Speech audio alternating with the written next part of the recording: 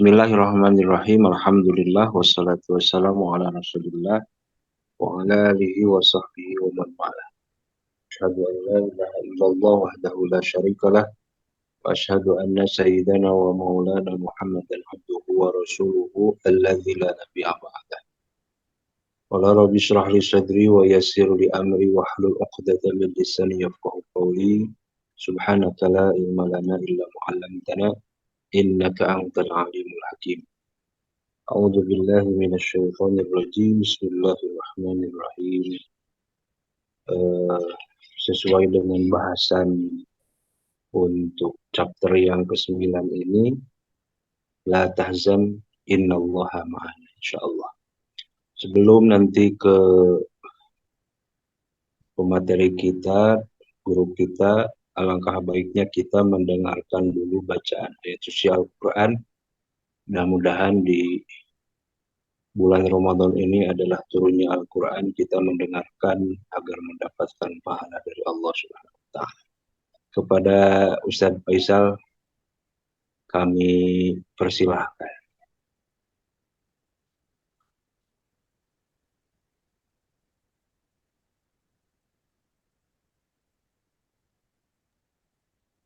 Siap, Ustaz.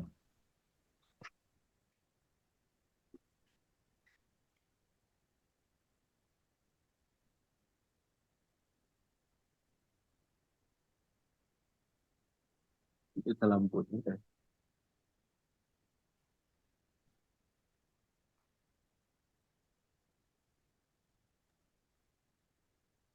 Assalamualaikum warahmatullahi wabarakatuh. Bismillahirrahmanirrahim. Alhamdulillah, assalatu wassalamu ala rasulillah wa sahbihi wa ba'd.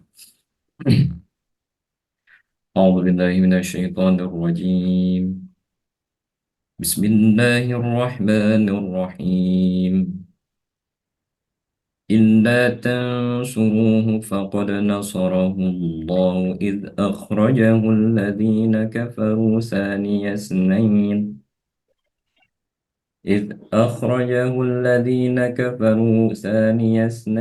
إذ هما في الغار إذ يقول لصاحبه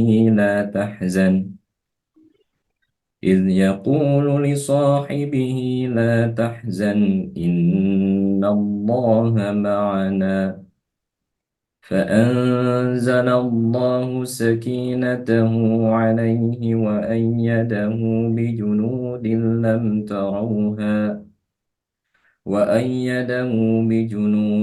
لم تروها وجعل كلمة الذين كفروا السفلى وكلمة الله هي العليا والله عزيز حكيم انفروا خفافا وثقالا وجاهدوا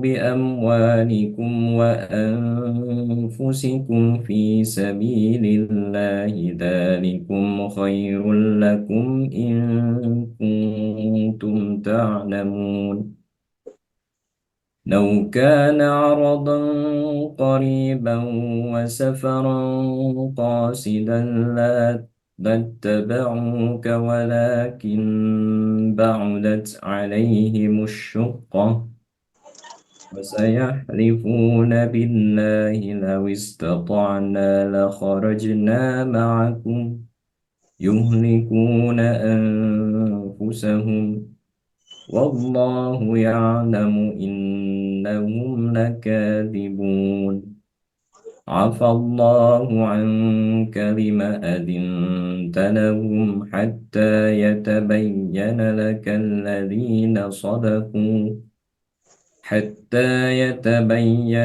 الذين صدقوا وتعلم الكاذبين لا يستأذنك الذين يؤمنون بالله واليوم الآخر أن يجاهدوا بأموالهم وأنفسهم والله عليم بالمتقين إنما يستأذنك الذين لا يؤمنون بالله واليوم الآخر وارتابت قلوبهم فهم في ريبهم يترددون. صدق الله العظيم. السلام عليكم ورحمة الله وبركاته. Waalaikumsalam warahmatullahi wabarakatuh. Alhamdulillah. Terima kasih Ustaz Faisal.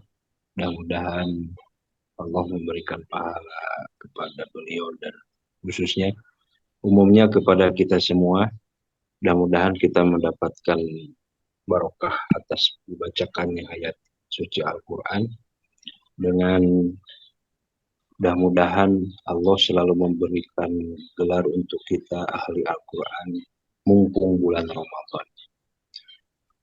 Para ibu bapak semua, insya Allah hari ini kita melanjutkan materi The Power of Syukur dengan judul Berbahagialah, jangan takut, Allah bersama kita. La tahzan innallaha ma'ana. Insya Allah untuk lebih detailnya insya Allah sama guru kita Dr. Kiai Haji Zainul Hafik MHum, kepadanya kami persilahkan. Bismillahirrahmanirrahim. Assalamualaikum warahmatullahi wabarakatuh. Alhamdulillah bini'matihi tatimmus salihat. Alhamdulillah, alhamdulillah, alhamdulillah. Allahumma salli ala Muhammad wa ala ali Sayyidina Muhammad. Faya Rabbi syrah li sadri wa yassir li amri wahlul 'uqdatan min lisani yafqahu qawli, amma ba'du. Yang saya hormati Raisul Jalsah, Master of Ceremony, Ustadz Nal-Kiram, Ustadz Fahmi Gumelar, Bila Kobi Mama Apot, Min HBB, Ustadz Faisal,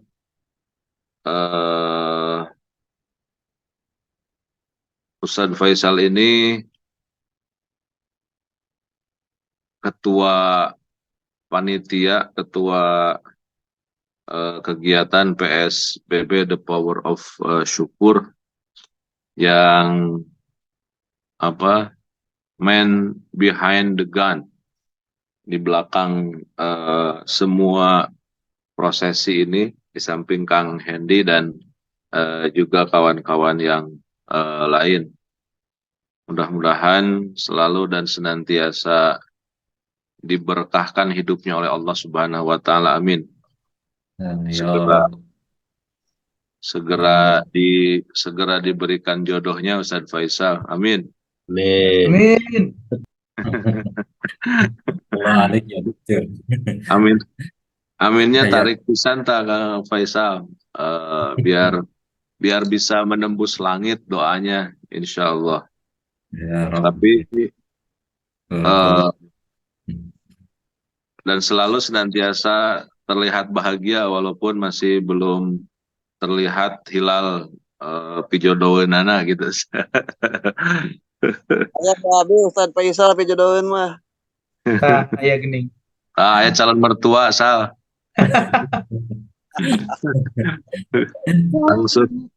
langsung dikabulkan dah. Ustadz Faisal ini S1 di Al-Azhar, S2-nya sekarang di SAA di UIN. Sebentar lagi di wisuda. Jadi tapi tidak ada pendamping. Iya, untuk wisuda tidak ada pendamping. Sok paheula-heula buru.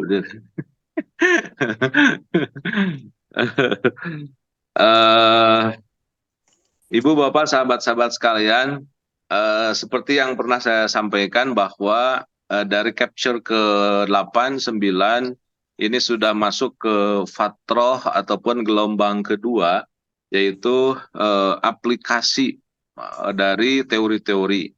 Artinya sebuah praktek ya, praktek biar kita belajar bersama tentang kesyukuran ini tidak hanya wacana saja, tapi betul-betul kita jadikan sebuah praktek.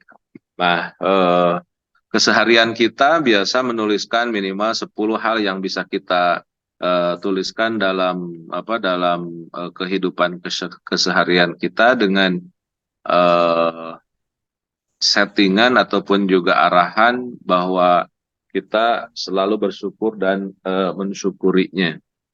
Dan ini luar biasa membongkar dan membuka lembaran-lembaran baru serta spirit dan semangat baru kita. Saya biasanya, mohon maaf, mudah-mudahan jadi wasilah kebaikan bersama. Ketika membuka laptop itu biasanya di desktop paling depan selalu saya kasih simpan satu folder untuk bisa langsung diklik sebelum apapun. Judulnya adalah lembaran syukurku. Jadi ketika kita dalam kondisi apapun langsung membuka, kemudian langsung menuliskan minimal 10 yang bisa kita syukuri. Dan nulisnya juga kadang asal, pokoknya apa yang terlintas dalam pikiran kita tulis. Kemudian sudah beberapa bulan nggak ada kerjaan, kadang-kadang lagi boring. Kemudian dibaca dari awal. Ketika itu terasa ada sebuah energi. Oh iya ya, oh iya ya. Jadi lintasan-lintasan pikiran yang ditulis dalam frame kesyukuran itu ternyata menyimpan energi yang sangat-sangat positif. Jadi ketika kita buka lagi, ketika kita baca lagi, itu terasa ada ada memori-memori keindahan yang kita rasakan. Maka saya sangat powerful bahwa sesuatu ini adalah merupakan energi. Nah, energi ini terus kita kawal, dan salah satunya pada capture ke-9 ini kita kawal dengan satu ayat yang Ustadz Faisal tadi sudah bacakan, di antaranya dalam surat At-Taubah ayat 40 ya. Di surat Taubat itu menggambarkan satu konsep, kalau saya istilahkan biasa dengan istilah konsep the honesty ataupun konsep happiness. Konsep happiness ini adalah konsep kebahagiaan. Di Fatrah 90-an saya membaca banyak artikel dan juga banyak postingan bahwa yang acap kali berbicara tentang kebahagiaan itu adalah kawan-kawan kita yang beragama Nasrani. Sehingga ada sebuah kesan bahwa yang berbicara tentang konsep kebahagiaan itu adalah mereka-mereka yang beragama Nasrani. Sementara umat Islam tidak usah berpikir tentang kebahagiaan. Kenapa? Karena umat Islam itu nanti juga di akhirat akan dengan sendirinya akan bahagia. Kalaupun di dunia seperti ini, jangan takut, nanti di akhirat kita akan bahagia. Nah, bagi saya ini sebuah sinyalemen yang harus diluruskan, bahwa betul di akhirat kita punya harapan dengan merasakan keindahan dan kebahagiaan. Tapi harus diyakini bahwa di dunia pun kita ada ataupun juga Islam mengkonsepkan sebuah kebahagiaan. Maka konsep kebahagiaan itu sebenarnya dicontohkan oleh Allah lewat Rasulnya di dalam keislaman kita. Nah, timbul sebuah pertanyaan besar, dari mana ataupun seperti apa konsep kebahagiaan yang dikonsepkan di dalam Islam. Ini yang menjadi sebuah pertanyaan besar kita. Artinya seperti apa sih konsep kebahagiaan di dalam Islam? Nah, setelah kita yakin bahwa agama Islam itu menarasikan kebahagiaan. Pertama, spirit ini atau narasi ini saya mendapatkan beberapa penekanan. Yang pertama adalah di dalam ajakan kita dalam melaksanakan sholat, karena sholat itu adalah sebuah portal untuk kita mengaplikasikan yang namanya kebahagiaan. Dan ajakannya pun dimulai dari kalimat tersebut.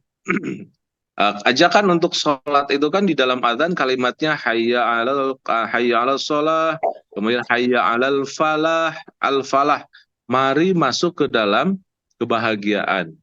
Ada juga yang mengartikan al falah itu kemenangan. Namun saya lebih cenderung al falah itu adalah kebahagiaan.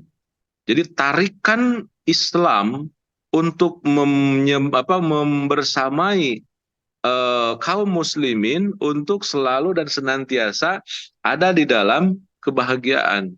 Jadi sholat itu adalah untuk mereview yang namanya perasaan kebahagiaan.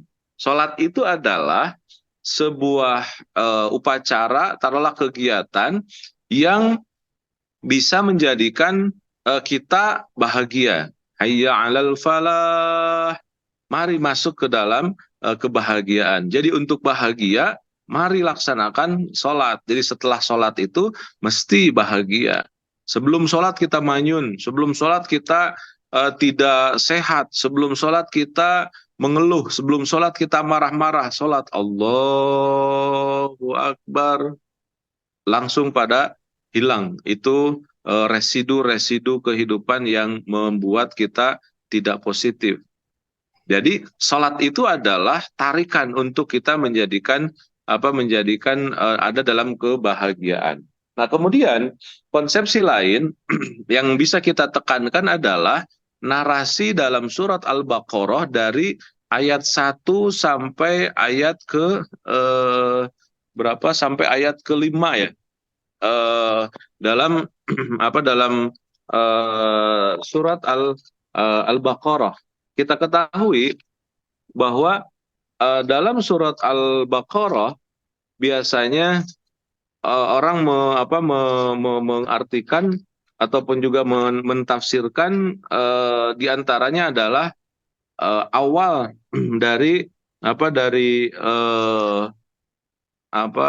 pengerja ataupun keterangan ataupun juga tentang ketauhidan. Padahal sebenarnya kalau saya lagi sering menyampaikan dalam sebuah pengajian-pengajian bahwa awal surat Al-Baqarah itu adalah narasi tentang bicara tentang konsep kebahagiaan. Ayah di wajahan oge. Apa itu kebahagiaan? Kebahagiaan adalah yang supporting sistemnya adalah takwa. Dzalikal kitabul la raiba fih, bahwa kitab ini tidak pernah ada keraguan. Hudan lil muttaqin, dan ini menjadi inspiring bagi orang-orang yang bertakwa. Siapa? Alladzina yu'minuna bil ghaibi wa alladzina yu'minuna bil ghaib wa yuqimuna sholata wa mimma razaqnahum yunfiqun wa bil akhirati hum yuqinun. Ulaika humul muflihun. Nah, kalimat itu dinarasikan seret, dan di akhirnya di ayat ke-5-nya ulaika humul muflihun. Mereka adalah orang-orang yang bahagia. Jadi kalau kita ingin bahagia menurut versi Al-Qur'an, salah satunya adalah rentetan dari narasi awal surat Al-Baqarah. Jadi mereka itu orang yang iman dengan hal yang gaib, termasuk mohon maaf kita sekarang kalau istilahnya Syekh Mutawalli Asy'arawi, kita sedang berbicara tentang hal yang gaib. Apa energi itu kan gaib. Gaib itu kan sesuatu yang tidak kasat mata. Kita kembangkan, kita pikirkan, kita diskusikan. Walladzina yu'minuna bil ghaibi wa yuqimuna sholata wa mimma razaqnahum yunfiqun. Terus terakhirnya ulaika humul muflihun. Mereka itu adalah orang-orang yang berbahagia. Nah, Ibu Bapak, sahabat-sahabat sekalian, penekanan di capture ke-9 sekarang adalah satu konsep di dalam Al-Qur'an yang ini pun merupakan satu konsep kebahagiaan. Ini di dalam surat Taubat digambarkan sebagai cerita ketika Rasulullah Shallallahu Alaihi Wasallam memberikan kalimat ataupun juga kata-kata ini kepada Abu Bakar As-Siddiq. Bahkan kalau saya sering menyampaikan di Jabal Thur ketika City Tour, ini adalah kalimat yang bisa menghipnotis Abu Bakar yang tadinya takut, yang tadinya galau, berubah 180 derajat menjadi orang-orang yang tenang, tegar, nyaman. Dalam Al-Quran digambarkan idhuma fil ghar, ketika Rasulullah dan juga Abu Bakar di dalam goa. Jadi Rasulullah itu kan setelah dakwah jahar, dakwah terang-terangan, kemudian dikejar oleh orang-orang kufar Quraisy. Kenapa? Karena dianggap Muhammad itu menghancurkan agama nenek moyangnya. Kemudian dari 14 kabilah itu berkumpullah semuanya, sepakat bahwa pergerakan Muhammad ini sudah tidak bersahabat. Banyak di antara pengikut-pengikut agama nenek moyang mereka, bahkan ada di antara abid yang bisa nyebrang mengikuti Muhammad melepaskan agama nenek moyangnya. Maka semua bersepakat dari 13 kabilah itu, yang kabilah terakhir ke-14-nya Bani Hashim, yaitu keturunan Rasulullah, tidak diajak. Jadi 13 kabilah itu sepakat kemudian mengutus satu pemuda tergagah, satu pemuda terbaiknya. Kemudian mereka bersepakat untuk menangkap Muhammad hidup atau mati. Bayangkan pimpinan-pimpinan kabilah yang utusan gitu kan, berarti kan orang-orang super. Nah, cerita itu dibocorkan oleh Jibril kepada Rasulullah Shallallahu Alaihi Wasallam, dan memang Allah memberikan arahan agar Rasulullah segera berhijrah ke kota Yastrib yang sekarang disebut dengan kota Madinah. Dan sudah terjadi komunikasi antara kaum pembela Rasul di kota Yastrib pada waktu itu. Kemudian ketika mau hari H pengeksekusiannya, Rasulullah rumahnya sudah dikepung.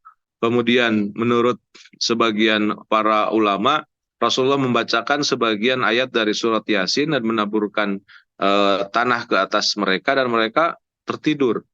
Rasulullah keluar, tempat tidurnya diisi oleh Sayyidina Ali. Rasulullah keluar mengajak Abu Bakar As-Siddiq ke arah barat. Harusnya ke arah Madinah itu ke arah daerah wilayah selatan, ke arah Tan'im. Tapi Rasulullah ke arah barat, yaitu ke Jabal Sur. Rasulullah naik ke atas Jabal Sur selama 3 hari, dan meskipun tidak ada yang tahu, ada yang mengikuti ke Rasulullah ke atas, tapi tidak sampai didapatkannya. Kenapa? Karena Allah berkehendak lain. Ketika Rasulullah sedang berada di goa, kemudian orang kufar Quraisy itu datang. Ketika mau masuk goa itu, pikirannya dirubah oleh Allah. Pertama adalah yang menjadi wasilahnya, penyebabnya adalah sarang laba-laba. Dia berpikir, tidak ada orang. Kenapa? Karena ada sarang laba-laba. Kalau ada orang di dalamnya yang datang, berarti sarang laba-laba akan rusak. Ini ada, berarti tidak ada orang di dalam. Padahal di dalam Rasulullah dengan Abu Bakar sedang berada, dan Abu Bakar tengah ketakutan. Yang pertama adalah sarang laba-laba. Yang kedua ada burung merpati di atas gua tersebut. Dia berpikir kalau ada orang masuk ke situ, ini burung merpati akan kabur yang sedang merangi anaknya karena terganggu. Tapi ini ada, berarti tidak ada orang. Padahal di situ Abu Bakar sedang ketakutan. Bahkan di dalam kitab tafsir yang lain digambarkan waktu saat itu ketika berada di gua, kaki Abu Bakar kepatuk ular.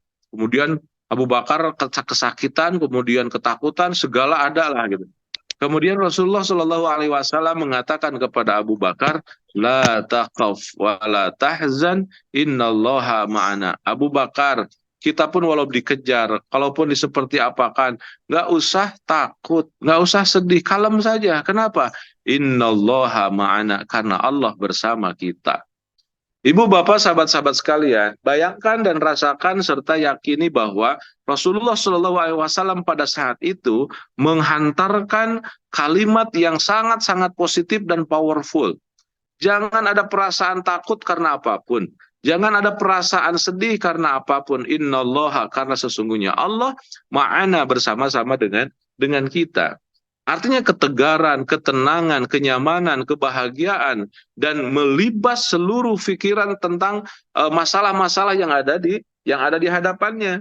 Enggak, la takhaf wa la tahzan, innallaha ma'ana. Jangan takut, jangan sedih. Allah bersama-sama dengan kita. Kita sudah berupaya semaksimal mungkin. Kok begini, kok begini, kok begini. La takhaf, jangan takut. La tahzan, jangan sedih. Innallaha, sesungguhnya Allah ma'ana, bersama-sama dengan kita. Kalimat itu, Ibu dan Bapak, ternyata bisa menghipnosis Abu Bakar menjadi diem.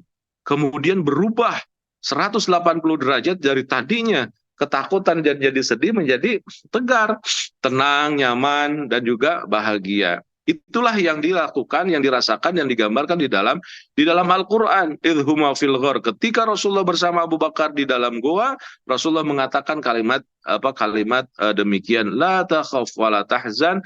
Jangan takut, jangan sedih. Allah bersama-sama dengan kita. Ibu dan Bapak, coba kita lihat. Kalimat yang pertama adalah la takhaf. Jangan takut. Bimutlaqil kalimat la takhaf, jangan takut.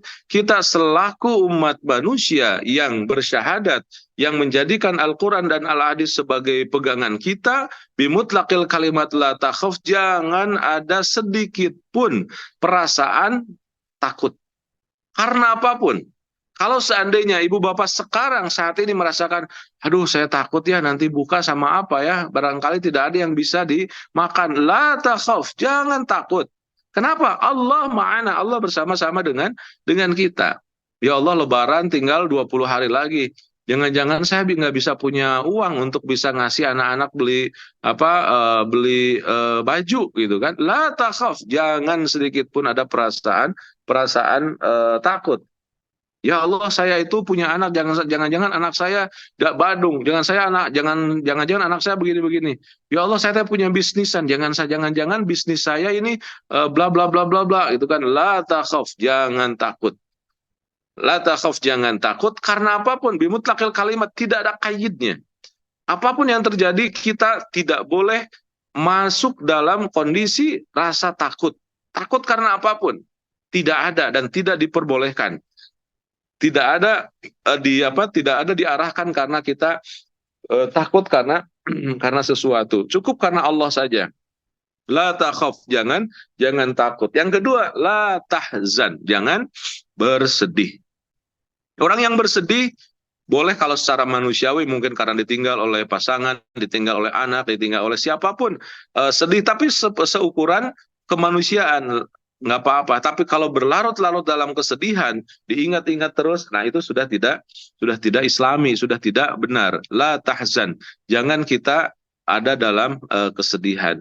La takhaf wa la tahzan. Kenapa kita takut dan kita sedih? Innallaha ma'ana, karena Allah bersama kita. Ini bisa dijadikan sebuah rumusan. Kalau kita takut, kalau kita sedih, hakikatnya yakin kita sedang tidak dibersamai oleh Allah.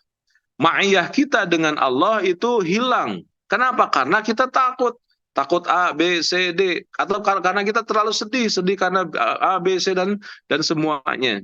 Maka kalau kita ada rasa takut, rasa sedih, cepat istighfar, cepat kita ta'awudz. A'udzubillahi minasyaitonirrajim. Kenapa? Karena takut dan sedih itu dari setan.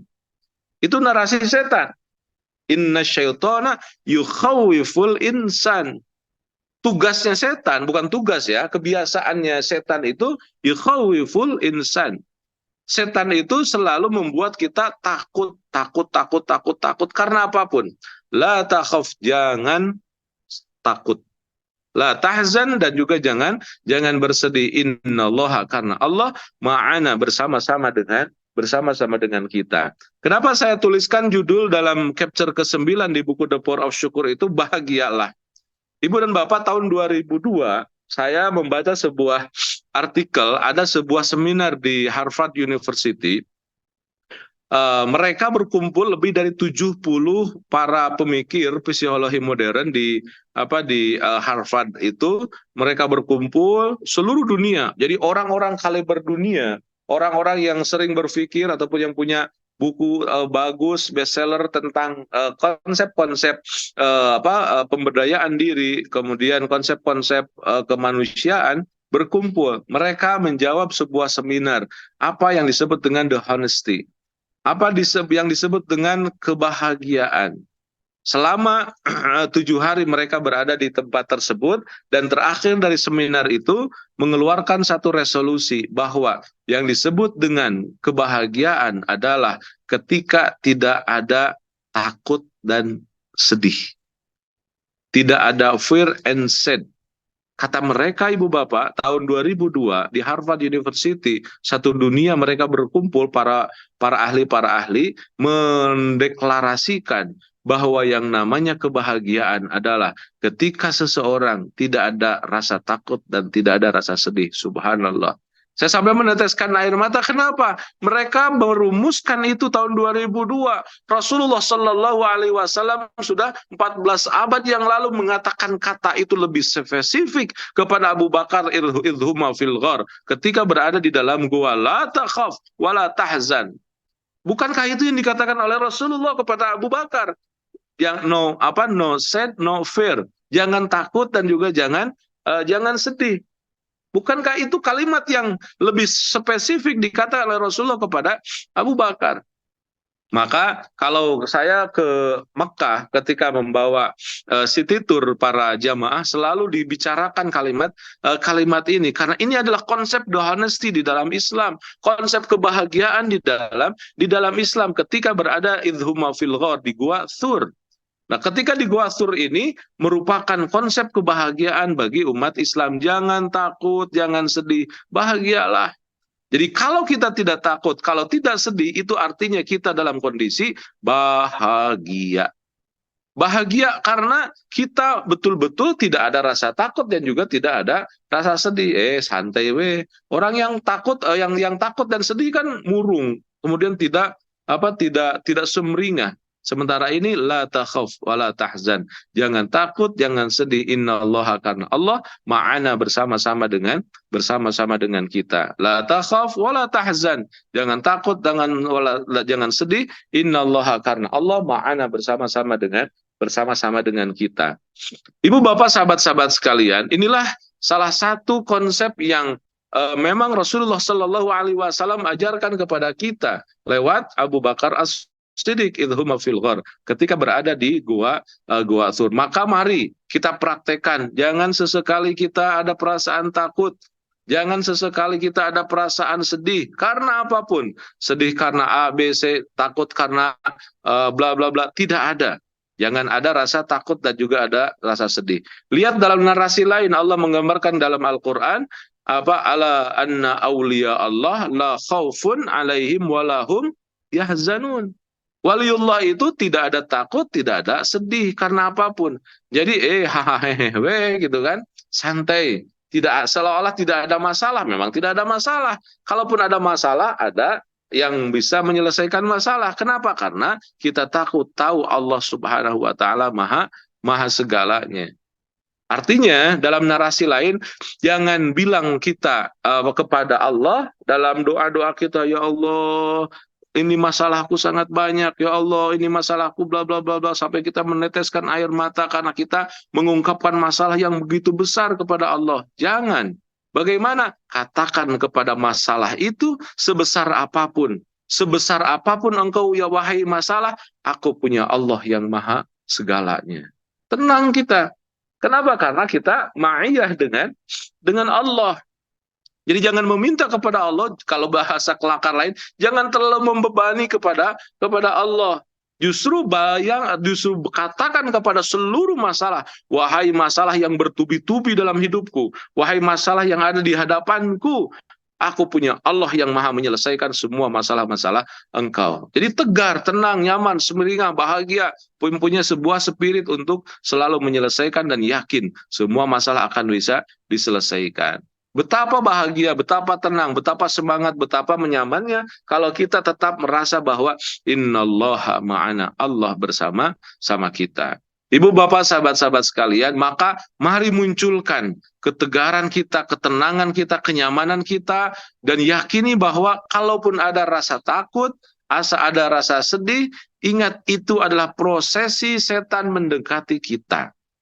Ingat, setan itu masuk di mana? Fi majrodam, dalam aliran darah. Tidak bisa kita lihat, tapi bisa kita rasakan. Rasa kita malas, rasa kita tidak nyaman, termasuk mohon maaf, rasa sakit itu pun adalah sebuah proses masuknya. Kalau bahasa hadis yang Ibnu Hajar gambarkan di dalam ta'on itu apa? Wahzu aduwikum asyayatin.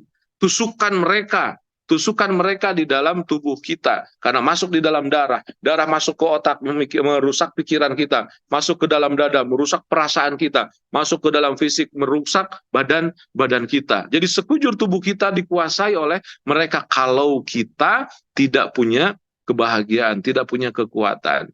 Maka iringi masuknya, mengalirnya darah dalam tubuh kita, dalam setiap hembusan nafas kita, dalam setiap tetesan darah kita dengan kebahagiaan. Maka saya sering berkelakar, kalaupun ada hal-hal yang sakit, coba tanyakan kepada diri kita, mungkin kita belum bahagia.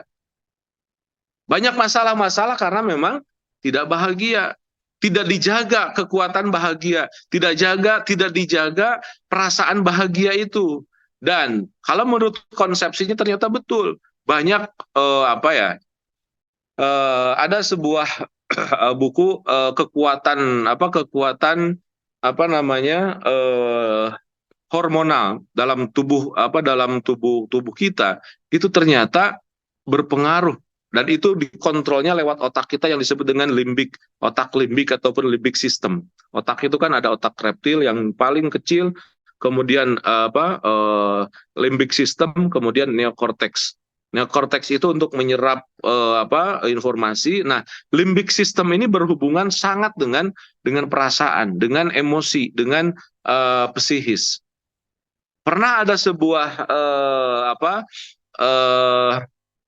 survei di Amerika, 95% seluruh yang berada di rumah sakit itu berawal dari psikis, dari perasaan. Walaupun jantung kah, walaupun ginjal kah, walaupun otak kah, walaupun hati kah, apapun semuanya dirunut, ternyata kata penelitian itu semua berawal dari perasaan. Maka ibu dan bapak, perasaan ini ternyata ketika ada dalam diri kita itu memancarkan hormonal dalam tubuh kita. Ada endorfin, ada serotin, ada dopamin, ada serotonin. Itu semua ada, dan secara ilmiah sudah dibuktikan secara empiris, dan secara medis pun demikian. Kalau penilaian Profesor Dr. Masaru Emoto itu, kalau misalkan kita ada kecemasan yang tinggi, maka itu asam lambung kita akan tinggi. Kalau asam lambung kita tinggi, maka akan mengurai ataupun menguras ke imunitas tubuh kita. Salah satu kecemasan yang tinggi itu akan menghantam asam lambung kita. Kalau perut kita ada punya mah akut, coba tanyakan, kita memiliki penyakit psikis, diantaranya kecemasan yang terlalu. Cemas itu kan dari sedih, termasuk dari rasa takut. Itu ada kecemasan. Jadi hilangkan cemas. Ketika hilang cemas, maka hormon yang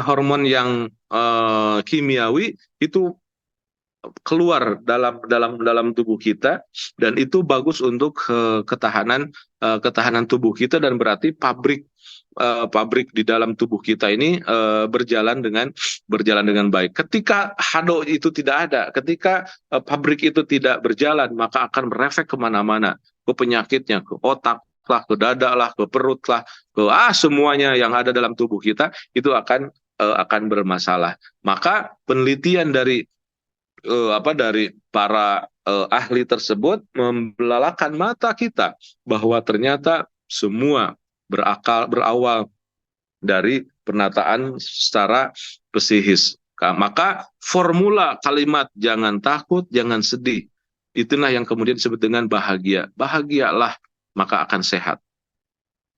Bahagialah, maka kita akan sehat.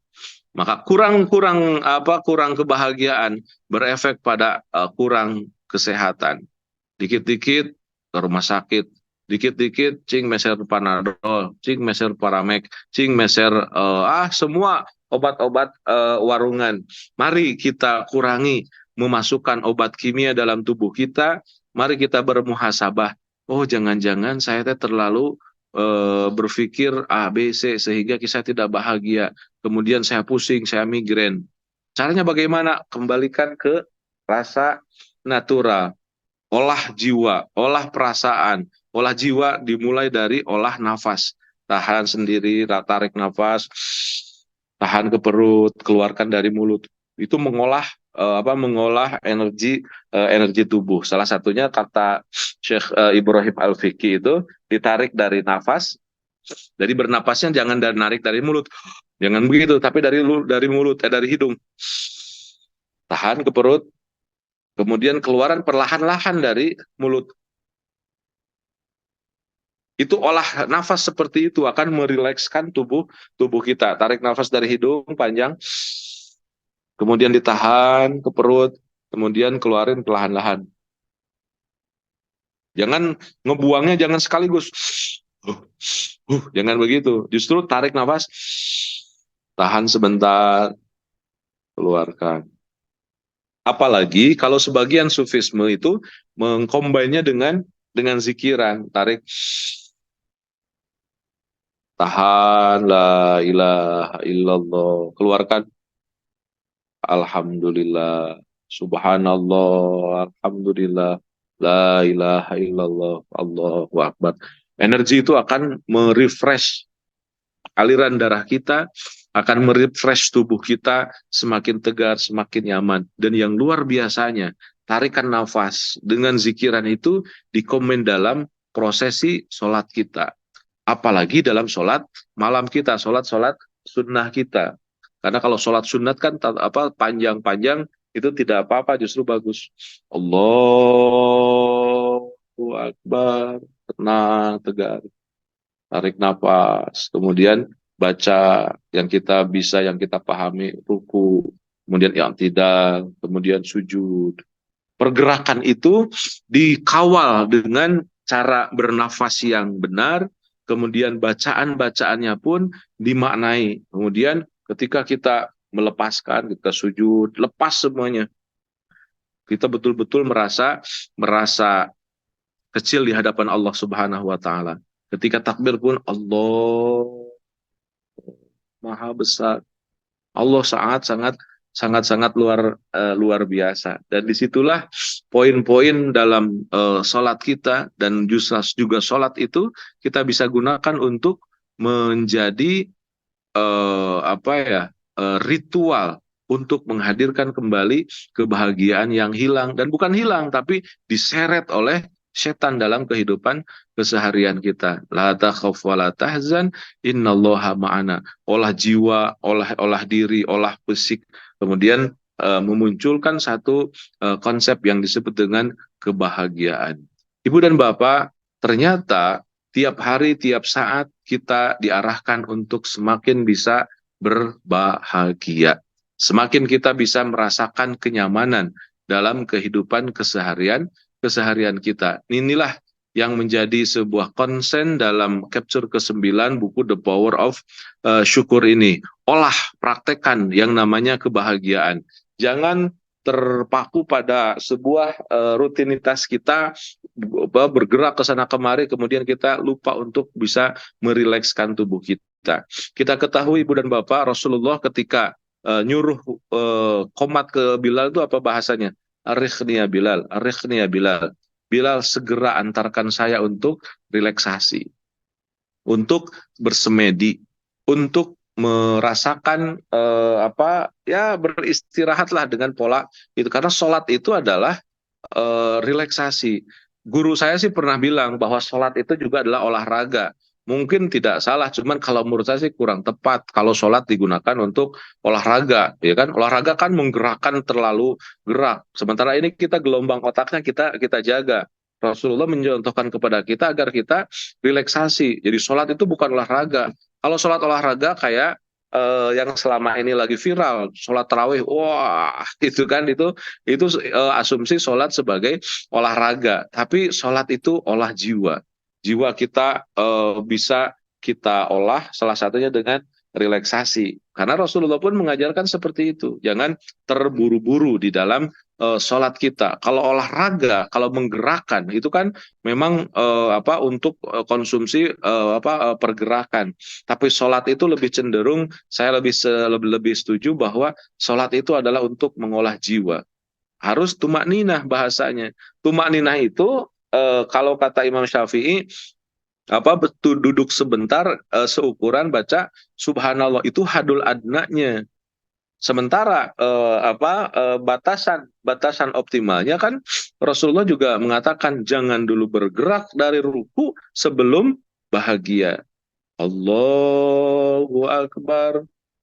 Pancarkan semua energi-energi kita. Jangan dulu kita bergerak dari ruku kita sebelum perasaan kita merasakan yang namanya tumak ninah. Tumak ninah itu apa? Ya bahagia itu. Setelah kita merasakan ketumaninahan, sami Allahu liman hamidah. Jadi sholat itu akan menjadi sebuah portal untuk mereview kembali konsep-konsep kebahagiaan. Jadi sholat itu adalah relaksasi, sholat itu adalah seperti, mohon maaf dalam tanda kutip, seperti yoga. Yoga itu kan mengalihkan ritme energi, kemudian tenang, nyaman. Kalau dunia Shaolin itu semedi ya, semedi di gunung. Wah, kan semakin bersemedi orang-orang Shaolin itu semakin kuat. Begitupun harusnya umat Islam, semakin sholatnya bagus, itu semakin kuat. Rasulullah itu termasuk orang yang kuat. Dalam sebuah buku digambarkan Rasulullah itu orangnya kuat, tidak pernah sakit. Walaupun pernah dua kali ketika sebelum meninggal dan juga ketika disihir. Tapi kehidupan kesehariannya Rasulullah itu sangat-sangat kuat. Kuncinya apa? Ternyata kuncinya Rasulullah tidak pernah marah. Itu kata buku itu. Dan besok insya Allah kita akan berbicara tentang how-to-nya ke arah sana untuk tidak marah. Untuk capture kita pada pagi hari ini adalah bagaimana kita mengantarkan tubuh kita merasakan proses relaksasi dan terhindar dari perasaan takut dan juga perasaan sedih. Itulah yang disebut dengan inti dari kebahagiaan. Tidak ada takut, tidak ada sedih, karena kedua itu, takut dan sedih, adalah merupakan narasi setan. Bahagiakanlah tubuh kita, bahagiakanlah jasad kita, diri kita, maka akan menjadikan diri dan jiwa kita semakin sehat. Dan ingat, Rhonda Byrne dalam The Magic-nya menggambarkan satu konsep yang disebut dengan konsep The Law of Attraction. Ibu Bapak, kalau kita sudah memiliki konsep bahagia dalam diri, membahagiakan kita dengan mengolah jiwa, mengolah nafas, mengolah pikiran, mengolah segalanya, itu kan jadi positif. Itu kan menjadi sampai pada kesyukuran pribadi. Apa yang terjadi? Konsep kata dia tidak bertauhid, tidak bersyahadat, tapi konsep dia mengatakan alam ini akan bersekongkol menjelmakan apa yang terfikirkan oleh orang tersebut. Berpikir kebahagiaan yang akan datang. Berpikir kenyamanan itu yang akan datang. Maka hati-hati dengan pikiran kita. Jangan terlalu banyak berpikir yang macam-macam. Kenapa? Akan datang. Akan menjelma dalam kehidupan keseharian kita. Jadi betapa indahnya kalau sholat kita, renungan kita, kesendirian kita, itu menjadikan daya untuk menarik hal-hal yang kebahagiaan kita. Minimal Ibu dan Bapak, pagi hari ini kita belajar bagaimana kita merasakan bahwa tubuh kita ini harus kita bahagiakan. Tubuh kita ini harus berada dalam kondisi perasaan nyaman, tentram, bahagia, lapang, dan juga semangat. Semakin bahagia, semakin sehat. Semakin bahagia, semakin sejahtera, semakin berkah, semakin kita merasakan hasanah dunia dan juga akhirat. Itu mungkin sementara yang bisa saya sampaikan, Ustadz Fahmi. Saya kembalikan, mudah-mudahan diskusi dan juga saling sapa antara peserta kita semakin bisa rasakan kehangatan. Terima kasih dan mohon maaf jika ada kata-kata yang kurang berkenan. Walafu minkum, wassalamualaikum warahmatullahi wabarakatuh. Alhamdulillah. Terima kasih Dr. Kiai Zainal Rafiq. Alhamdulillah kita ada Ustaz Yopi Nurliansah nih yang gabung melalui tiasa. Masya Allah, lanjutkan Ustaz Yopi.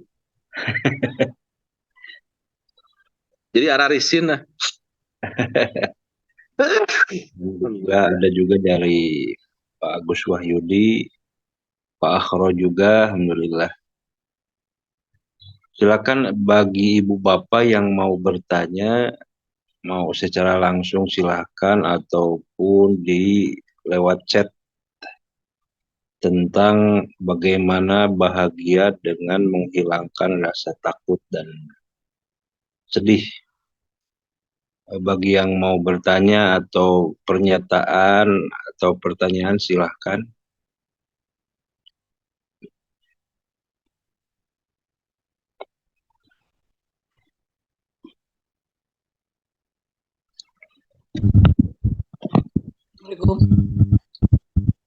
Assalamualaikum warahmatullahi wabarakatuh. Alhamdulillah. Semoga berkah semuanya. Amin. Wala tahub wala tahjan. Sangat menarik paparannya. Memang itu anu maparin selalu positif ke jiwa orang. Karena memang manusia cenderung untuk itu. Memang ada yang menggerakkan, yaitu setan. Mobil. Tapi saya perjalanan indah dengan Punbian, Kang. Mohon Pak Haji.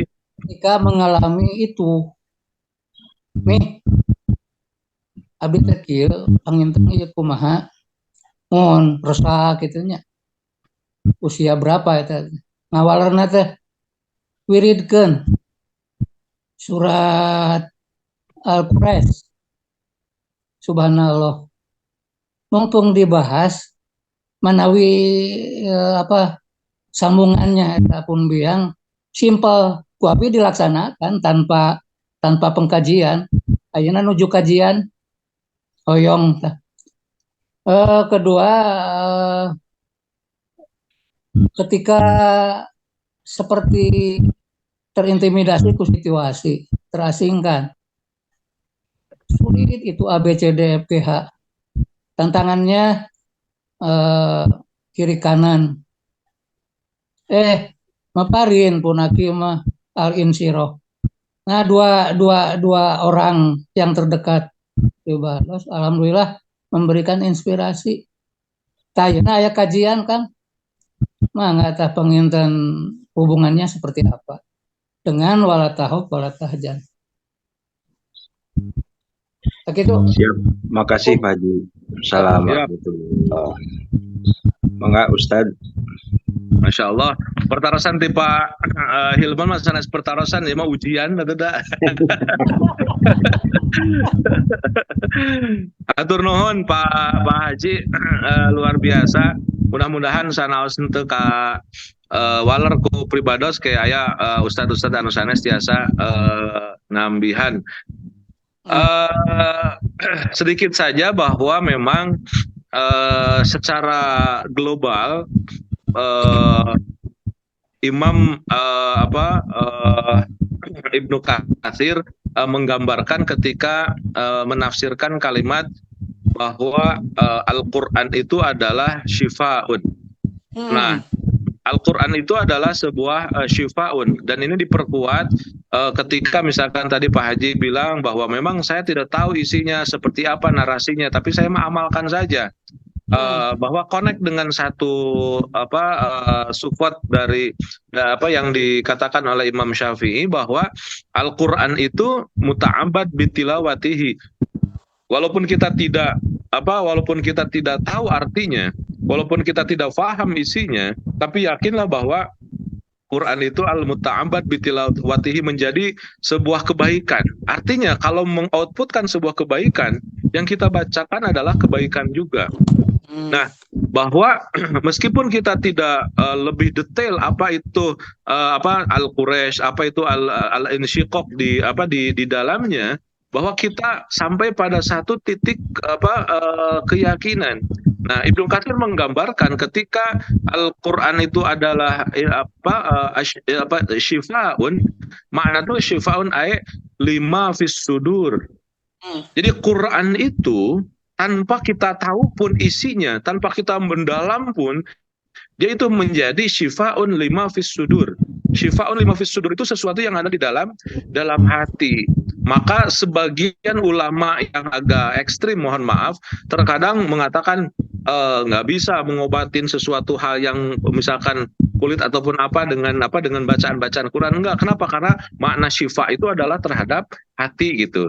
Nah, kalau bagi saya sih secara pribadi bisa saja. Kenapa? Karena ada yang luka juga boleh jadi awalnya dari hati gitu. Ada rentetannya dan ada kesatuannya. Kenapa? Karena Rasulullah juga menggambarkan ala anna fil jasadi mudghah idza fasadat fasadal jasadu kulluhu. Apalagi terhadap psikis. Misalkan saya tuh gundah, saya tuh tidak merasa ini. Cobalah baca Al-Waqiah. Cobalah baca termasuk misalkan Al-Quraisy gitu kan. Kemudian bacalah Al-Insyiqaq, bacalah yang lainnya. Bagi saya secara pribadi itu it's okay, nggak ada masalah. Dan para kiai sepuh itu Pak Haji adalah kiai yang sanad keilmuannya kebanyakan masuk di wilayah itu. Kenapa? Karena di zaman dahulu orang butuh sesuatu hal yang instan. Pak Haji, saya gini, coba baca ini gitu. Itu kadang-kadang yang menjadi obatnya tidak bisa kita cerna dengan logika. Bahkan mungkin ketika orang tua kita mengatakan surat tersebut, itu pun adalah dalam proses al-irsyadat ataupun rusdan minallah. Kenapa tidak keluar ayat lain? Kenapa keluar ayat itu gitu? Bahwa itu sudah menjadi sebuah arahan kita, dan kita apresiasi secara kebaikan. Sama kemarin yang kita bahas tentang konsep garputala ataupun juga konsep istikharah yang menggunakan buka Quran gitu kan. Menurut logika kadang-kadang bisa direduksi bahwa itu sebagai sesuatu hal yang tidak berguna. Tapi kalau kita lihat bahwa membukanya Quran saja itu kan ada sentuhan ilahiyah. Itu ada sentuhan ilahiyah. Ketika orang tuanya Pak Haji mengatakan bacalah surat Al-Insyiqaq atau bacalah surat Al-Quraisy, kita yakin itu pun adalah merupakan arahan dari Allah, dan mungkin Allah menggunakan para malaikatnya untuk sampai menyambungkan ke lisan orang tua kita, kemudian orang tua kita meyakini bahwa itu sebagai sebuah formula. Tapi ingat bahwa formula itu hanya untuk kita. Kita tidak bisa memfatwakan kepada orang lain bahwa kalau begini harus begini, karena itu disesuaikan dengan kejiwaan kita masing-masing. Jadi itu biar tidak berefek pada menjadi dalil fiqhiyan. Ini kalau begini jangan begini gitu. Itu lebih amannya memang untuk bisa dikonsumsi secara pribadi, dan juga dengan upaya kita untuk lebih taqarrub kepada Allah Subhanahu wa taala. Memang kalau misalkan kita lihat taruhlah misalkan surat Al-Quraisy, li'ila fi Quraisyin ila fi rihlatash syita'i was-shaif, ini menggambarkan bagaimana kesemangatan itu harus ditumbuhkan, karena Rasulullah itu adalah pedagang yang yang handal. Kita harus menjadi pedagang. Rasulullah itu menjadi pedagang perdagangan besar ke Syam, ke Yaman untuk berdagang hatta syita wa taif. Kemudian di balik semua itu kita jangan lupa harus beribadah kepada fal ya'budu rabb hadzal bait. Kemudian bagi sebagian ulama menggambarkan ibadah dulu kaya dulu baru ibadah. Kan falyabudu rabb hadzal bait allazi, ibadahlah kepada yang telah at'amahum, memberi makan, wa amanahum min khauf. Jadi selesaikan dulu makannya, laparnya, wa amanahum min khauf, hilangkan rasa ketakutannya, baru kita beribadah. Artinya ibadah akan baik kalau tenang secara finansial dan juga secara keamanan terjamin. Itu banyak runtutan ketegaran, kenyamanan sebuah peradaban dalam dijelmakan oleh konsep-konsep Al-Quran. Memang kalimat surat Al-Quraisy ini lebih mematri pada kejiwaan kita untuk tetap menjaga spirit peradaban yang dicontohkan oleh Rasulullah Shallallahu Alaihi Wasallam. Kemudian poinnya adalah memang ada beberapa surat dan terkadang para ulama juga berbeda-beda dan bisa saja apalagi seorang ibu kepada anak, seorang kakek kepada cucunya gitu kan, itu ingin didasari semuanya dengan pergerakan Al-Quran. Maka bagi saya bagus sekali ketika kita menjalankan dan mengamalkannya. Kenapa? Karena ketika kita mengamalkan itu pahalanya ngocor juga kepada ibu kita, kepada orang tua kita, kepada kakek kita. Dijamin oleh Allah dan Rasulnya bahwa ketersambungan kita dengan orang tua kita itu tidak terputus. Apalagi mohon maaf Ibu dan Bapak, saya mengingatkan kembali ini adalah bulan suci Ramadan. Artinya keberlipatan doa-doa yang kita ungkapkan itu sangat-sangat luar biasa. Jangan sampai seperti saya pernah baca dalam satu manaqib seorang ulama dengan berani mengatakan dan luar biasa menjadi ibrah. Kata beliau, aku pernah melihat di depan rumah seseorang, aku melihat ada arwah orang tuanya pada malam Jumat, kemudian dia terbirit-birit lari kembali ke kuburannya. Kemudian dia bertanya, ini manaqib ya, artinya bukan hadis, bukan apa-apa. Kata dia, kenapa engkau terbirit-birit sambil menangis? Kalau bahasa Sunda mah mungkin ngahing-hing gitu ya. Ngahing-hing pulang ke kuburannya pada malam Jumat itu, ditanya oleh beliau, kenapa engkau seperti itu? Kata dia bilang, aku merasakan kesedihan yang luar biasa karena malam ini aku datang ke rumahku melihat anak-anakku, ternyata tidak ada yang sedang mendoakanku, tidak ada yang sedang mengamalkan apa yang aku pernah sampaikan. Jadi saya hanya ingin menggambarkan bahwa kontak batin ataupun juga komunikasi antara kita dengan almarhum orang tua kita atau termasuk di dalamnya adalah guru-guru kita, itu masih terjadi sesuatu yang sangat-sangat dinamis. Apalagi kita, seperti yang sering saya sampaikan, seorang sahabat dari Bani Salamah kan bertanya, ya Rasulullah, bisa nggak aku berbuat baik kepada orang tua yang sudah meninggal? Hal baqiya min birri abawayya ba'da wafatihi? Maka kata Rasulullah, na'am. As-salatu alaihima, membacakan doa untuk mereka, wal istighfaru lahuma, selalu membacakan istighfar kepada mereka, wa infadhu bi ahdihima, cita-citanya dilanjutkan. Kemudian wa ikrami asdiqaihima, memuliakan saudaranya, sahabat-sahabatnya. Artinya birrul walidain, berbakti pada kedua orang tua kita, itu masih sangat-sangat terbuka bagi kita. Dan mari kita mengingatkan untuk masing-masing di antara kita bahwa bulan suci Ramadan ini adalah bulan kedekatan kita dengan almarhum ibu dan bapak kita yang memang sudah berada di alam barzah, narasikan terus doa-doa terbaik kita, apalagi ketika mereka mengamanahkan. Cep, baca, Neng, baca, iya. Ketika ingat kita bahwa itu ilmu, selain orang tua adalah ilmu yuntafa'u bihi. Guru-guru kita yang telah mengajarkan kita banyak ilmu, mumpung kita di syahri mubarak, di bulan yang penuh lipat gandakan kebaikan kita apresiasikan untuk mereka apa yang pernah mereka sampaikan. Bahkan kita berdoa bahkan Imam Syafi'i mengantarkannya, tidak apa-apa untuk menyampaikan satu kebaikan biismi almarhum. Salah satu doanya adalah Allahumma ausil sawabama qoronahu ila almarhum. Ya Allah, bacaan ataupun kebaikan dari bacaanku ini sampaikan kepada almarhum fulan.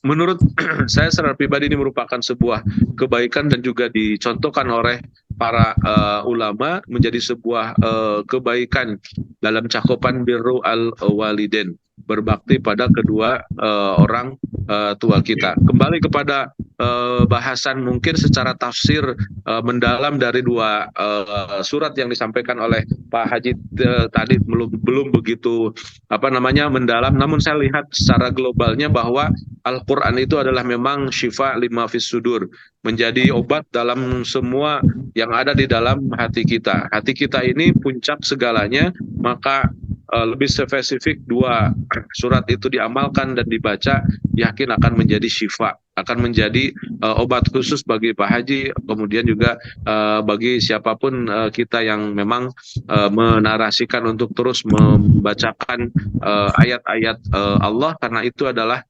kalamullah. Itu adalah kalam Allah yang ada menjelma dalam peradaban kita. Maka mari Al-Quran itu kita jadikan sebagai alat komunikasi kita dengan Rabbuna, menjadi alat kita untuk bercengkrama, merasakan bagaimana Allah menuturkan kepada kita.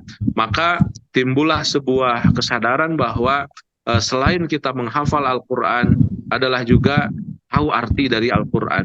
Setelah tahu artinya Al-Quran, kita tahu dari maknanya. Setelah tahu kemaknanya, mari kita implementasikan dalam kehidupan keseharian kita. Mohon maaf Pak Ngersa, Pak Haji, itu mungkin yang bisa saya komentar untuk ulasan dari Pak Haji Hilman. Saya kembalikan kepada Ustadz Fahmi. Syukron. Sebelum melanjutkan pertanyaan, alangkah baiknya kita mengirimkan surat Al-Fatihah untuk kedua orang tua kita yang sudah meninggal. Diberkati Ummul Quran al-Hadidiyah. Al-Fatihah. Syukron. Alhamdulillahirabbil alamin arrahmanirrahim. Iya, kenal begitu. Suratul ladzina an'amta 'alaihim. Allahumma ighfir lahum warhamhum wa'afihim wa'fu anhum wa karim nuzulahum wa wasi' madkhalahum waghsilhum bil ma'i was salji wal barad wa naqqihim min khataaya kama naqqaita as-sawbal abyadu min ad-dalas. Ya Allah, ya Tuhan kami, ampuni dosa kami, ampuni dosa kedua orang tua kami, ya Allah. Orang tua kami yang telah melahirkan kami, yang telah mendidik kami, yang telah membesarkan kami, yang telah mengguyur kami dengan doa-doa terbaiknya. Ya Allah, ya Tuhan kami, pada bulan suci Ramadan ini, bersyukur kami kehadirat-Mu. Engkau ingatkan kami untuk selalu memanjatkan doa-doa terbaik untuk almarhum ibu dan bapak kami. Masih terbayang betapa indahnya kasih sayang yang pernah kami terima dari ibu kami, ayah kami, umi kami, abi kami, mama kami, Bapak kami yang saat ini Engkau telah terlebih memanggil mereka ke haribaanmu. Ya Allah, kami yakin mereka saat ini ada di hadapanmu. Mereka ada di alam barzahmu. Ini kami menengadahkan tangan meminta kepadamu, ya Allah, ampuni dosa ibu dan bapak kami. Amin. Bahagiakan mereka di alam kuburnya, ya Allah. Bahagiakan mereka di alam kuburnya, ya Allah. Jadikan bulan suci Ramadan tahun ini adalah bulan suci Ramadan yang membahagiakan bagi mereka. Karena mereka memiliki kami, anak-anaknya yang masih hidup, yang terus mencontohkan sebagaimana yang dicontohkan oleh Rasulullah, untuk terus berdoa dan mendoakan mereka, memintakan ampunan untuk mereka. Ampuni dosa-dosa mereka, ya Allah. Jadikan kuburan mereka sebagai taman di antara taman surgamu. Ya Allah, kumpulkan kami kelak di surgamu dengan mereka, ya Allah. Jadikan kami ini orang-orang yang selalu dan senantiasa mengikuti dan menjaga kedamaian dengan orang-orang, dengan sahabat-sahabat, dengan anak-anak yang ada dan ditinggalkan oleh mereka. Ya Allah, jadikan kami dan keluarga besar kami yang ditinggalkan oleh kedua orang tua kami runtut raut di dalam kebaikan, untuk juga berusaha untuk membahagiakan orang tua kami. Terbayang bahagianya jika kami ada dalam kekompakan, ketegaran, kenyamanan, saling sapa, dan juga ada dalam keruntutan bersama orang-orang yang dekat dengan kami. Ya Allah, teruskan kami untuk selalu dan senantiasa membahagiakan, memberikan yang terbaik untuk kedua orang tua kami. Kumpulkan kami kelak di surgamu, ya Rahman. Kumpulkan kami kelak bersama mereka di surgamu, ya Rahman, ya Rahim. Amin.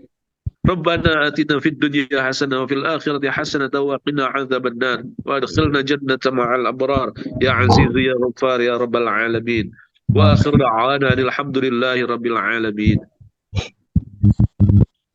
Syukur Ustaz Fahmi, tafadhol ala tul. Lanjut. Hanya tambahan saja bagi hadirin bahwa di dalam kitab Kaifa Takunu Ghaniyan, bahwa barang siapa yang membaca surat Al-Quraisy maka akan hilang kesusahan. Mungkin orang tua sudah tahu ilmunya dari dulu, makanya disuruh ngamali. Termasuk mungkin surat Al-Insyirah yang di dalamnya Allah menerjemahkannya di dalam kesulitan pasti ada kemudahan. Yang selanjutnya dari Ustadz Anwar Baihaqi nih, silakan Pak Ustadz Anwar Baihaqi.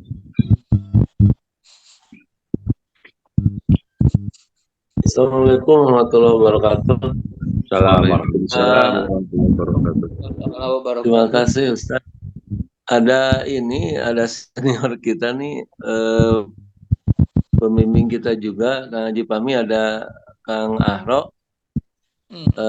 Kakang Ahro heula we Kang Pami bilih waktu cekap hawatos mun dari dinas ini dari Balatkop nih. Jadi Masya Allah. Kang Ahro. Atur nuhun.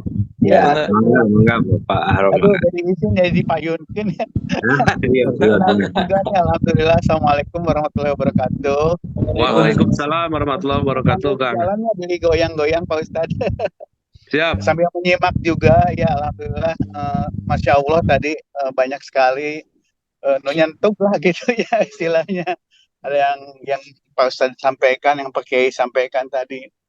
Dan wabil khusus tadi tentang kehusuan dalam sholat ya. Ini mungkin terjadi pada diri saya atau mungkin yang lain juga pernah merasakan gitu ya.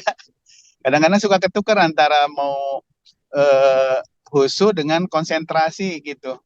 Semakin kita mau khusyuk dan mau konsentrasi, semakin banyak juga terlintas gitu ya dalam pikiran-pikiran ya, mungkin permasalahan, dosa-dosa gitu ya. Padahal kita mau berusaha khusyuk gitu Pak Kiai gitu ya. Termasuk kadang-kadang tata cara dalam sholat sendiri kadang-kadang ada yang terlupa gitu ya. Ini rakaat keberapa kan itu jadi mengganggu pikiran juga gitu. Gimana nih? Bagaimana nih menghadapi seperti ini gitu ya? Mungkin mudah-mudahan bisa ada solusinya, karena saya juga ingin sekali kalau sholat itu benar-benar khusyuk dirasakan gitu ya. Terakhir-terakhir ini saya juga sulit kalau dalam tahajud sholat malam sekali, jadi sulit untuk konsentrasi gitu. Sulit untuk Siap. menangis malah gitu kan, kalau orang yang khusyuk tuh sampai menangis gitu ya. Sekarang malah susah gitu. Dan suka ada ini godaan ingin terburu-buru kalau lagi berdoa gitu Pak Ustadz, gimana ya? Itu aja Pak Ustadz. Oke, Assalamualaikum. Waalaikumsalam warahmatullahi wabarakatuh. Terima kasih Kang Ahro. Mangga Ustadz.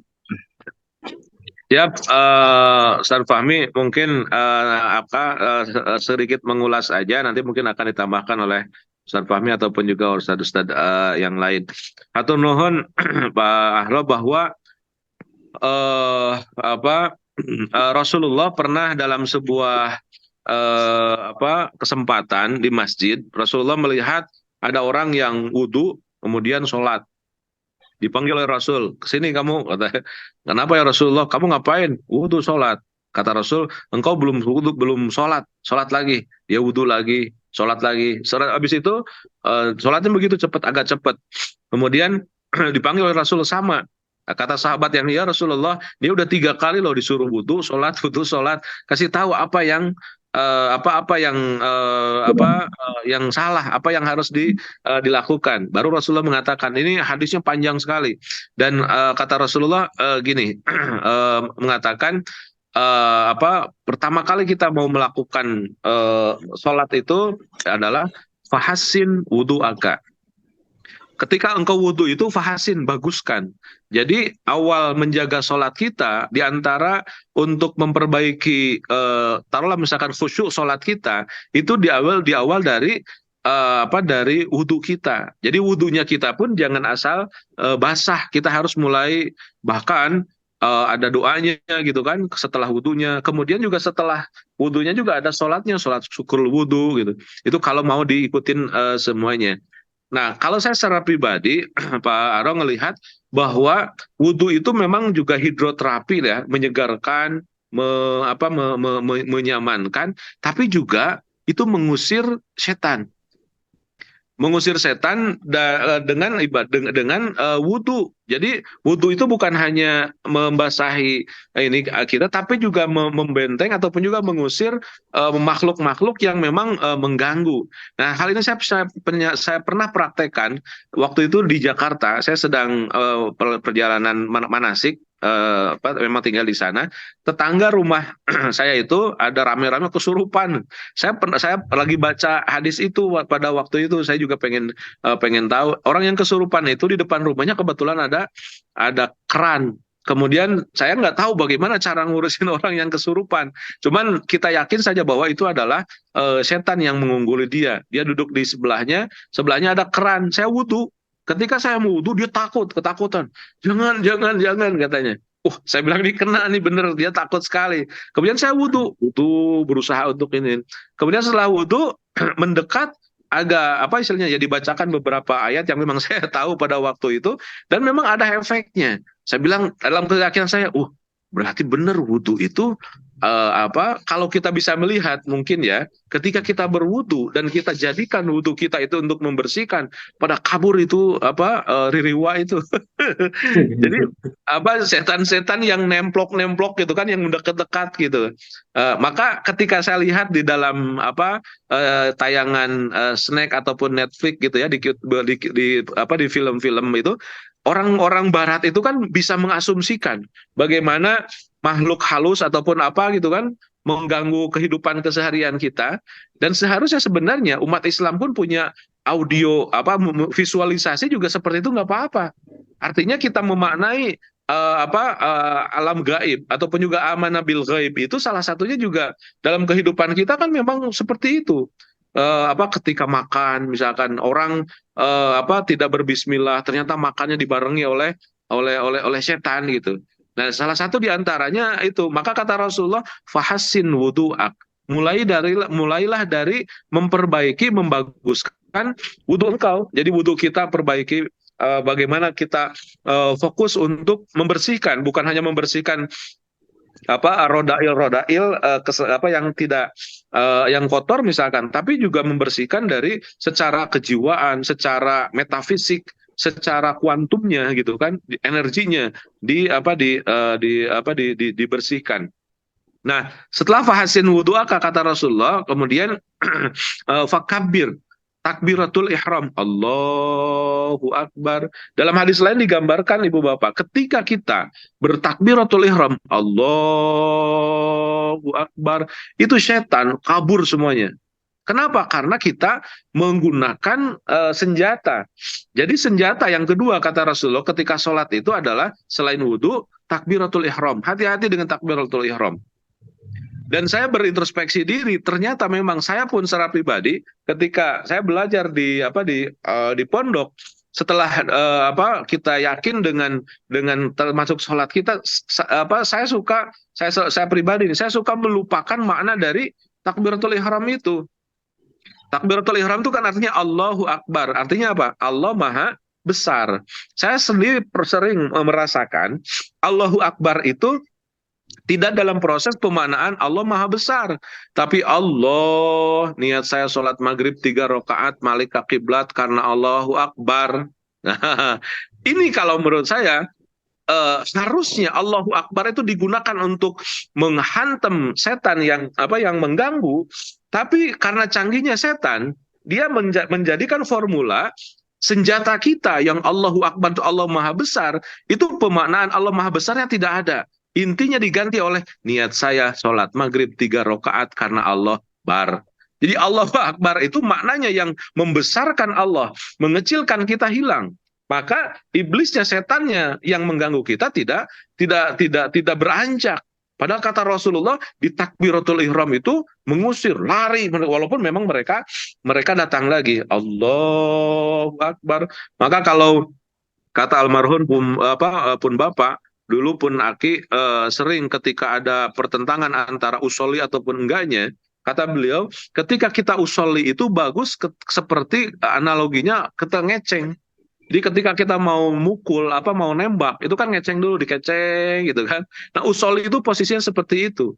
Agar kita tidak mengganggu makna dari Allahu Akbar yang Allah Maha Besar itu. Niat saya sholat maghrib 3 rakaat menghadap ke kiblat karena Allah. Itu proses ngeceng di awalnya.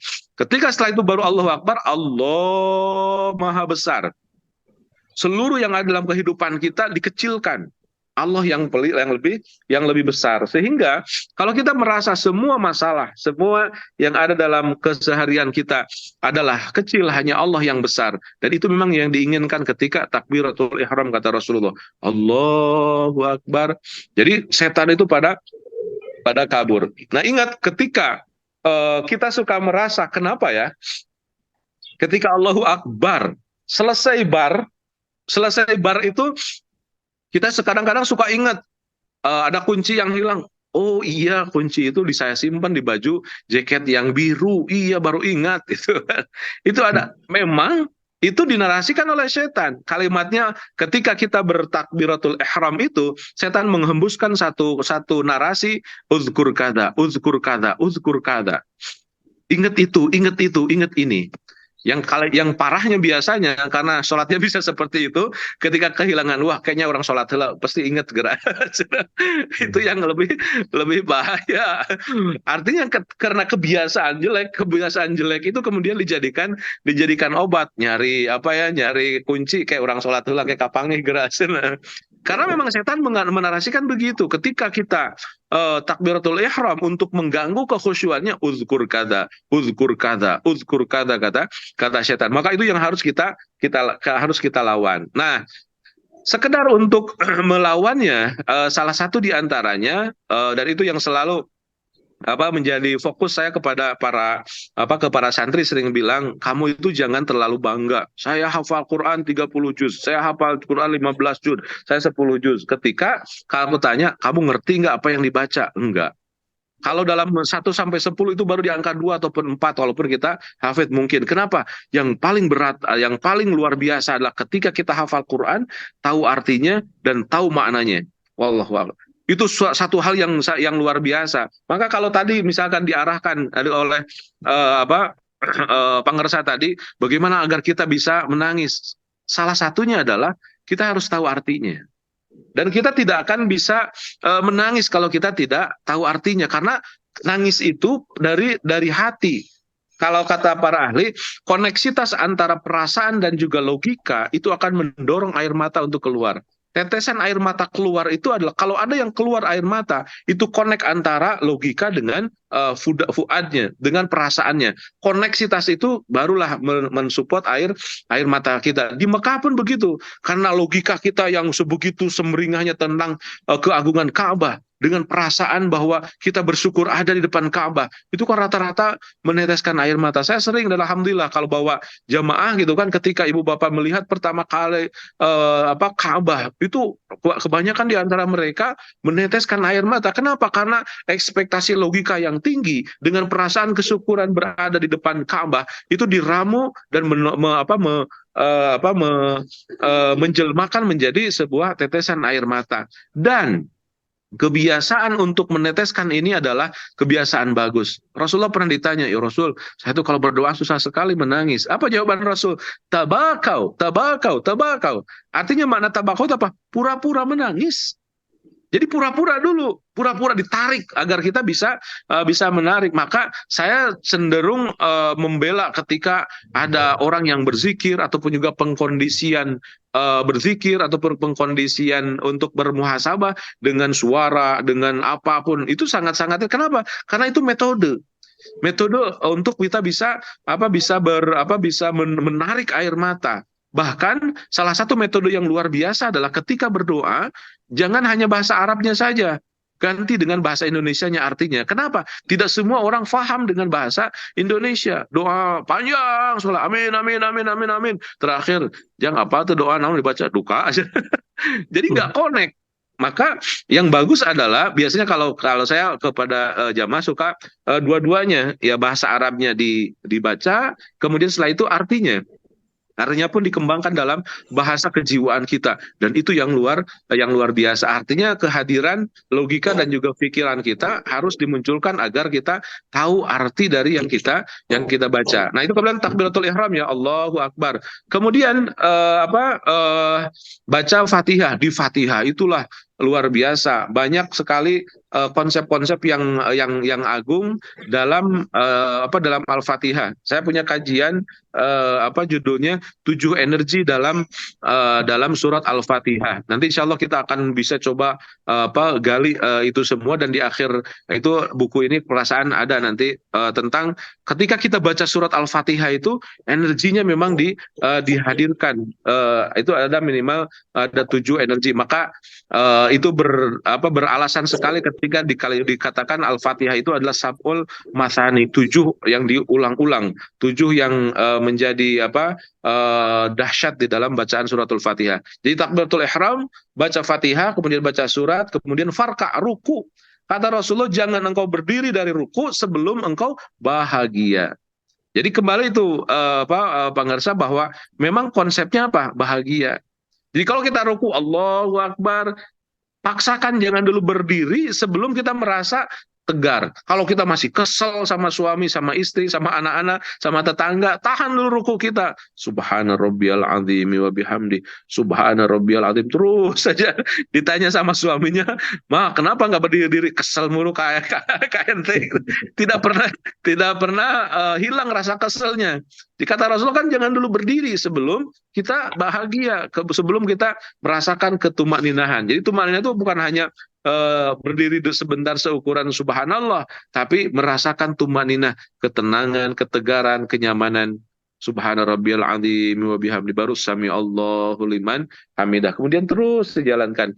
Itu mungkin salah satu pendekatan untuk kita bisa merasakan keindahan dan juga kenyamanan di dalam sholat kita. Tapi kembali, yang namanya kekhusyuan itu lebih subjektif. Memang tidak bisa digambarkan dan tidak bisa distandarkan. Bahkan ada yang menstandarkan. Kalau menurut saya sih salah. Ketika menstandarkan, ya khusyuk itu adalah lamun kita sholat ditubles ku belati teu karasa cenah.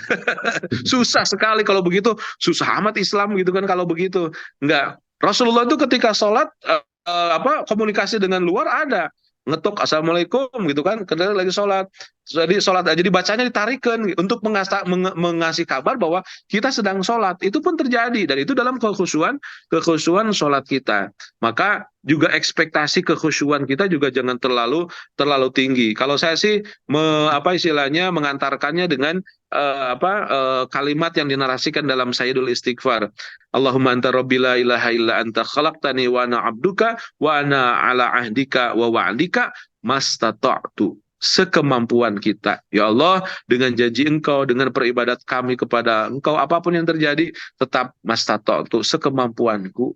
Inilah sekemampuanku, Engkau Maha Tahu. Dan Allah pun menarasikan, la yukallifullahu nafsan illa wus'aha. Artinya, ya nikmati. Ya Allah, sholatku ini adalah sholat yang sudah sakilma, alhamdulillah.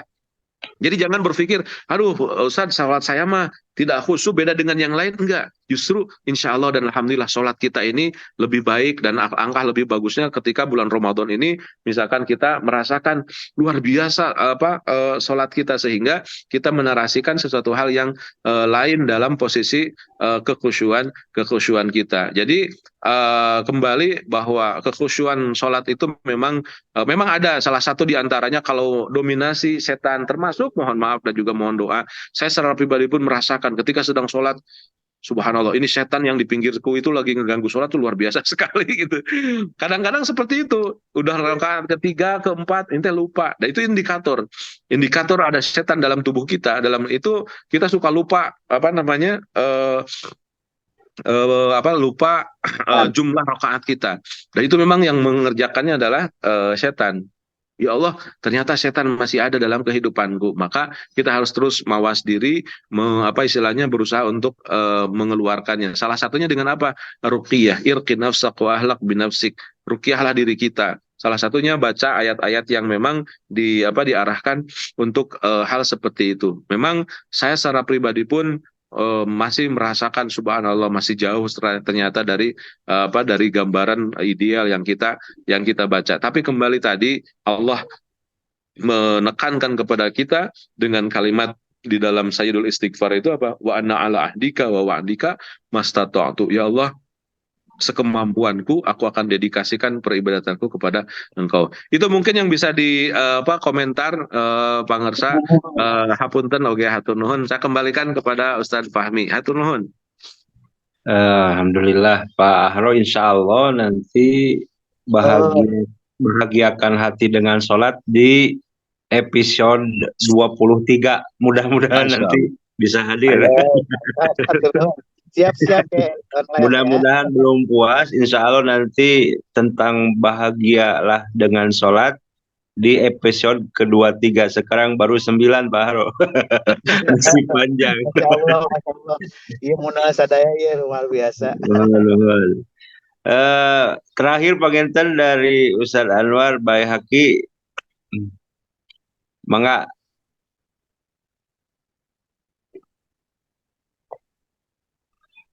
Mic-nya Pasti di mute, Ustaz. Iya, waktunya masih aya. Ustaz. Aya 5 menit deh. Billy.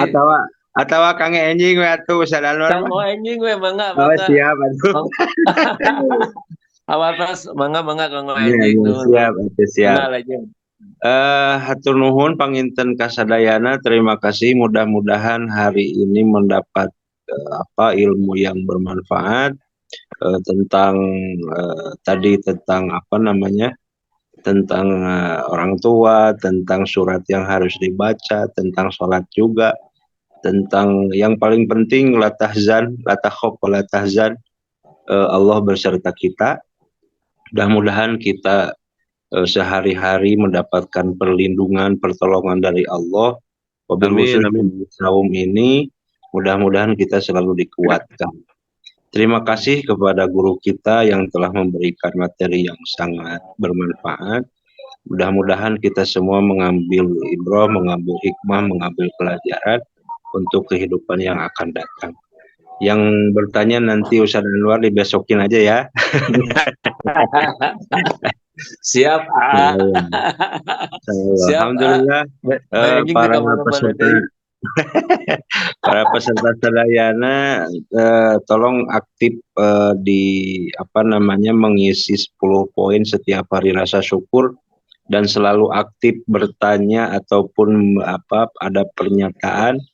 Insya Allah kemarin alhamdulillah sudah ada 2 buku yang dikirimkan lewat lewat JNE atau JNT atau apapun itu pengirimannya. Bukunya alhamdulillah tebal yang kayak gini nih. Nanti ini akan dibagikan bagi siapapun yang aktif bertanya ataupun mengisi 10 poin kesyukuran. Hatur nuhun kasadayana, kita doa kafaratul majlis. Subhanakallahumma wa bihamdika asyhadu an la ilaha illa anta astaghfiruka wa atubu ilaik. Wallahul muwaffiq ila aqwamit thoriq. Assalamualaikum warahmatullahi wabarakatuh.